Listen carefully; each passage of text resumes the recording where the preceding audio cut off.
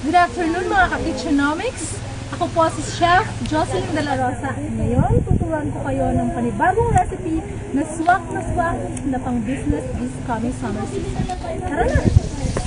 So here's the ingredients. Meat, egg, carrots, magic sarap,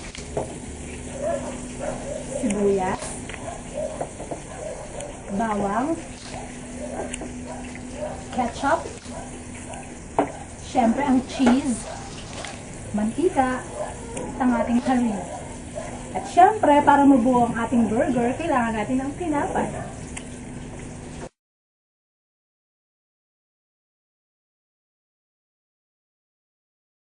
So, ganito ang paggawa ng patties. Paghalu-haluin lamang ang ginili, lagyan ng bawang,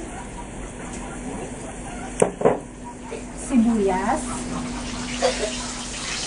carrots,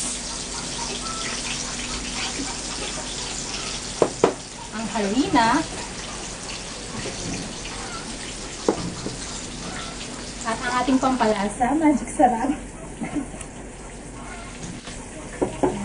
Tapos, ang itlog.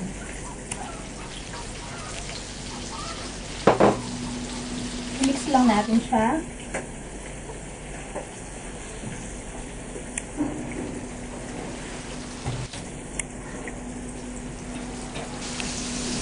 Yan. Pagkatapos haluin, mag-form tayo ng isang flat circle para mabuo natin ang ating patties.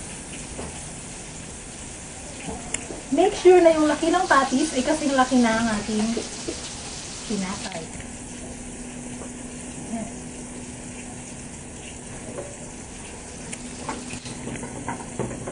Yan.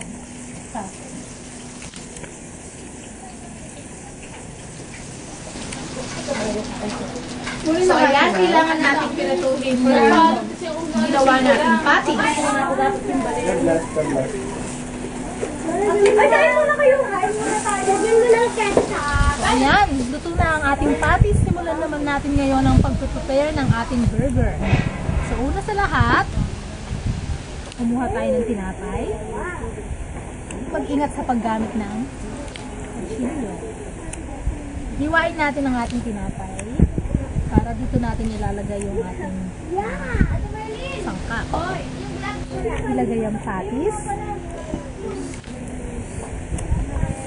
Lagyan ng mayonnaise.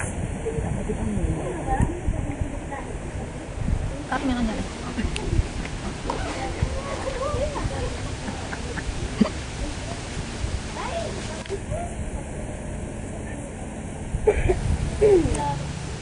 Lagyan natin ng ketchup.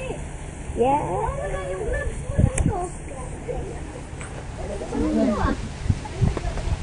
At syempre, wag natin kakalimutan ng cheese.